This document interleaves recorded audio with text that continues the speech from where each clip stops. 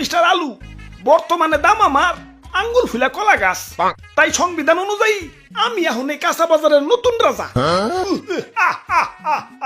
জয় মহারাজের জয়, জয় দেশি আলুর জয়। ওই ওইসে ওইসে ওইসে থাম থাম। রাজা হইয়া ভালোই লাগতাছে। জানি না কতদিন রাজা থাকতে পারুম। বাজারের যে অবস্থা, কখন যে কার দাম বাইরা হুট করে রাজা হয়ে যায় কখন যায় না। তাই যতদিন রাজা আছি রাজত্ব উপভোগ করতেইব। মন্ত্রী, জি হুজুর। আমার পাউডার মেজমেজ করতেছে, আহো একটু পাউডার টিপে দাও। হুজুর ভুলে যাইন না, কয়দিন আগে কিন্তু আমিও রাজা ছিলাম, এখন আমার দাম কমে গেছে তাই মন্ত্রী হইছি। তাই সাবেক রাজারে সম্মান দিয়া কথা কইবেন। ওরে বাবা, আসসালামু আলাইকুম। ই আর কি করেন না, আপনার কয়টা দাম বাইরে রাজা হইছেন? আসছিলেন তো 20 টাকা কেজি, হুট করে 400 টাকা কেজি হইয়ে রাজা হইছেন। আর আমি কেমনে রাজা হইছিলাম জানেন? আমার কেজি তো 1200 টাকা পর্যন্ত উঠে গেছিল। ওই তুই মুখে মুখে তর্ক করস, তোর বোটা কিন্তু টান দিয়া ছিড়া ফেলামু। ওই তোর বোটার কোনো প্রয়োজনীয়তা আছে? তুই এটা নিয়ে ঘুরস কা? হ্যাঁ, কেউ যদি 1.5 কেজি মরিচ কিনে 1 কেজি তো তোর বোটাই পায়। আমার রাজ্যের নিরীহ মানুষে তুই ঠকাস। ওই ওরে আমার রাজ্যের বাইরে ফেলে দেয়। যত বড় সাইজ না তত বড় কথা। হুজুর রাগ করেন না, জানেনই তো ছোট মরিচের জাল বেশি, মাফ করে দেন এবারকার মতো। আচ্ছা যা, তুই কই সোজ দেহে মাফ করে দিলাম।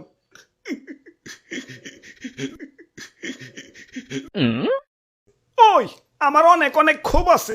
আমার দাম যখন স্বাভাবিক আসিল, মানুষ আমার দাম দেয় নাই। জাতা তরকারির সাথে আমার রানছে। ডিম রানবো, আলু দাও। সিম রানবো, আলু দাও। ঘরে তরকারি নাই, আলু ভর্তা বানাও। একটু ইজ্জত ছিল না। গরুর মাংসের সাথে আমার রানলে তাও নিজের একটু বড় বড় মনে হইতো।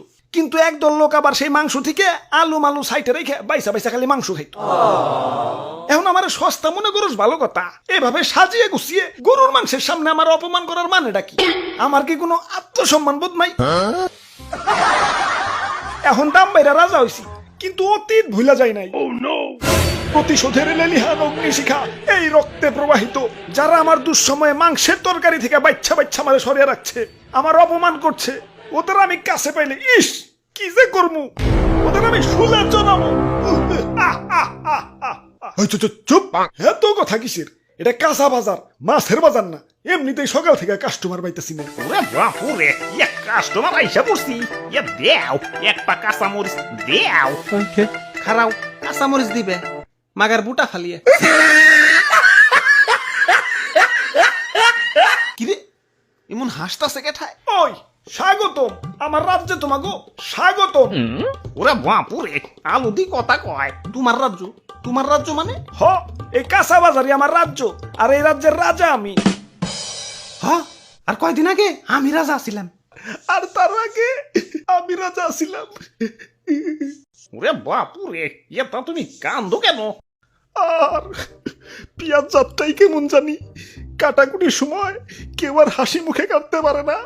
কাজের বেটি থেকে জমিদারের বেটি সবাই আমার চোখের পানি ফেলতে ফেলতে কাটে। আমি আমার মায়া মানুষের কান্না সহ্য করতে পারি না। আরে কি কষ্ট। আচ্ছা বুঝলাম, তুমিও রাজা ছিলে, তুমিও রাজা ছিলে। বেগুন তোমার কি অবস্থা? আমি তো সব সময় রাজা, বুঝলে বুঝপাতা, না বুঝলে তেজপাতা। আচ্ছা যাই হোক, আমাকে 2 কেজি আলু দাও। আলুর দাম কিন্তু বাইরে গেছে। 1 কেজি চাচা 400 টাকা। 1 কেজি 400, তাহলে 2 কেজি। ওরে বাপুরে, আলু নেওয়া যাইব না। আলুর পরিবর্তে অন্য কিছু নেও। আলুর পরিবর্তে কি নেওয়া যায়? দাদু, আজকে একজনের বহুত মিস করবার লাগছি। মাংসের পরিবর্তে এখন কাঁঠাল, মিষ্টি কুমড়া দিয়েও বেগুনি বানানো যায়। পেঁয়াজ ছাড়াও কিন্তু রান্না হয়। কোনো কিছুর দাম বাড়লে আপা ঠিক কোনো না কোনো অল্টারনেটিভ কিছু খুঁজে দিত। তোমরা আপারে তো থাকতে দিলা না। এখন খাও, বাধ্য হইয়া দামি জিনিসে খাও, স্বার্থপর বাঙালি। ইয়া তাইলে আর কি, দেও আমাকে 150 গ্রাম আলু দেও। হ দাও, বড় বড়টা পয়সা দিও। আরে তোমার দাঁতে কি হইছে? দাঁত খুঁচাইতাছো কে? আর কইও না, সকালে আলু দিয়ে মাংস রানছে তো, তাই দাঁতে মাংস এখনো বাইজা রয়েছে। ওই দাঁতে কি খালি মাংসই বাচ্ছে, আলু বাজে নাই? আমি তো আলু খাই নাই, খালি মাংস খাইছি।